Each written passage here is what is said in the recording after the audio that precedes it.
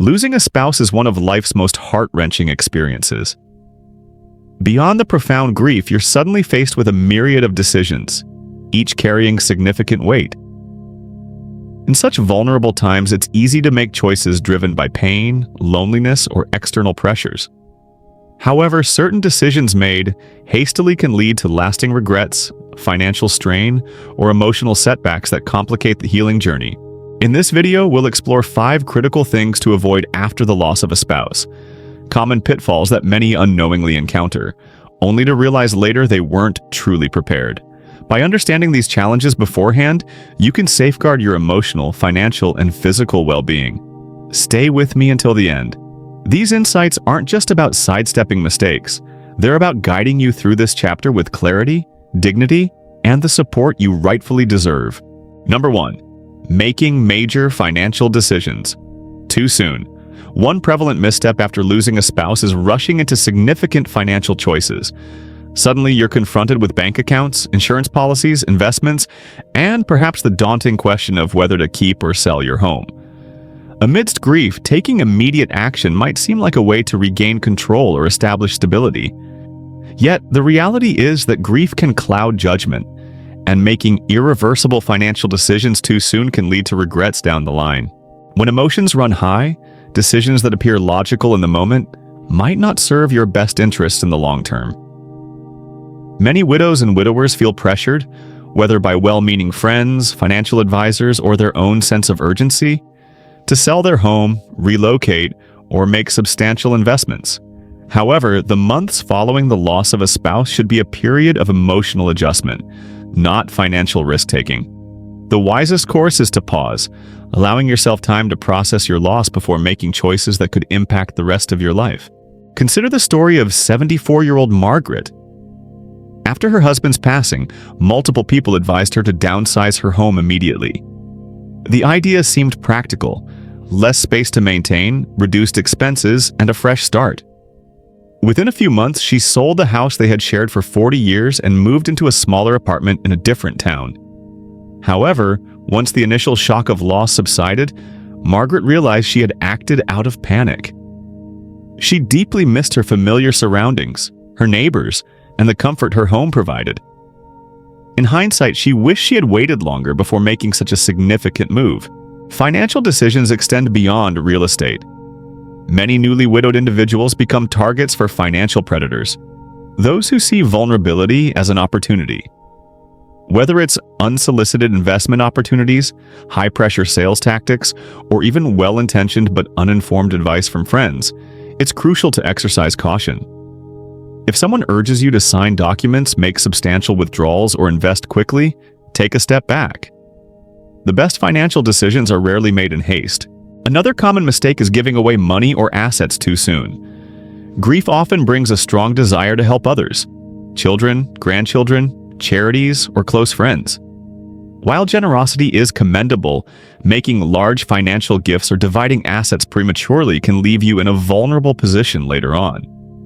What seems manageable now might not be sustainable in the years ahead. Before making any major financial moves, it's advisable to consult with a trusted professional who understands your long-term needs and can help you plan wisely. The first year after losing a spouse should focus on stabilization, not drastic financial changes. Experts often recommend the one-year rule, suggesting you wait at least a year before making any irreversible financial decisions. This period allows the initial emotional shock to pass, enabling clearer thinking about what's truly best for your future.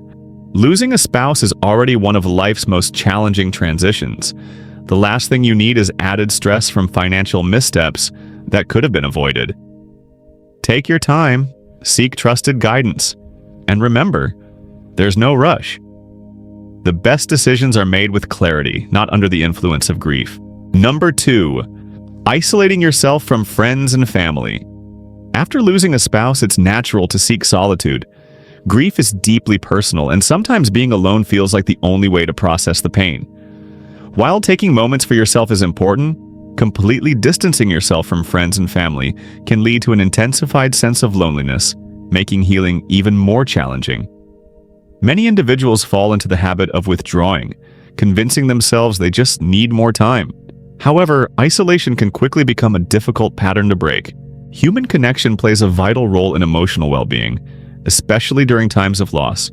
Prolonged social isolation can increase feelings of sadness, anxiety, and even lead to physical health declines. Studies have shown that extended isolation can weaken the immune system, raise blood pressure, and potentially shorten lifespan. Conversely, staying connected, even in small ways, can help alleviate the emotional burden and provide much-needed support. Take the example of 78-year-old Walter. When his wife of 52 years passed away, he stopped answering phone calls, skipped family gatherings, and rarely left the house. He told himself he just wasn't in the mood to talk, believing others wouldn't understand his grief and that being alone was easier. Months passed, and instead of feeling better, he felt worse. His days blurred together, his energy waned, and even his appetite changed. It wasn't until a neighbor insisted he come over for coffee that something shifted. That one conversation turned into a weekly habit, then into a small routine of meeting up with friends. The more he engaged, the lighter he felt. Not because the pain disappeared, but because he realized he wasn't alone in carrying it. The key isn't to force yourself into large social situations before you're ready. It's about taking small. If you're still watching this video and finding these insights valuable, please comment number 2 below to let me know you're here. If you haven't subscribed yet, I recommend doing so and turning on the bell icon to ensure you don't miss any videos. Your support enables us to continue creating quality content aimed at informing and inspiring you. Now let's proceed. Number 3. Neglecting your own health and well-being. The loss of a spouse often engulfs individuals in profound grief, leading them to overlook their own health. It's common to postpone medical appointments, skip meals, or abandon daily routines during such times. Some may even feel guilty for focusing on self-care, as if maintaining their health diminishes the depth of their love or sorrow. However, neglecting your well-being doesn't bring you closer to your departed loved one. Instead, it complicates your path forward. Grief impacts the body in unexpected ways. Research indicates that losing a spouse can heighten the risk of heart issues, weaken immune function, and even contribute to cognitive decline. The stress associated with grief may lead to high blood pressure, disrupted sleep, and altered appetite. Some may lose interest in eating, while others might seek solace in unhealthy comfort foods. Over time, these changes can significantly affect both physical and mental health. It's important not to expect an immediate return to normalcy, but to make small, deliberate choices that support your body's strength during this challenging period. Consider the experience of 81-year-old James. After his wife passed away, he stopped preparing meals, claiming a lack of appetite, and resorted to quick, processed foods. Within months, he felt weaker, struggled with sleep, and was constantly fatigued. His daughter noticed these changes and encouraged him to resume regular nutritious meals. As James made these adjustments and increased his water intake, his energy levels improved, his mood stabilized, and he became better equipped to handle the emotions accompanying his grief. Self-care encompasses more than just nutrition. It includes physical activity, adequate sleep, and emotional health. Many who lose a spouse discontinue exercising, not out of reluctance, but because they no longer have a partner to join them. Yet, maintaining physical activity, even a short daily walk, can reduce stress, elevate mood, and promote longevity. Joining a local walking group or exercise class can offer both physical benefits and valuable social connections. Another common oversight is skipping medical checkups. Widows and widowers may avoid routine doctor visits or delay seeking medical care due to feeling overwhelmed. However, this is precisely when prioritizing your health becomes crucial. If you haven't seen your doctor recently, schedule an appointment. Regular checkups, managing existing health conditions, and adhering to prescribed medications can profoundly influence your physical and emotional well-being. Mental health is equally vital. Grief can lead to depression, anxiety, and feelings of hopelessness, especially when coupled with isolation. If you're struggling, don't hesitate to seek help.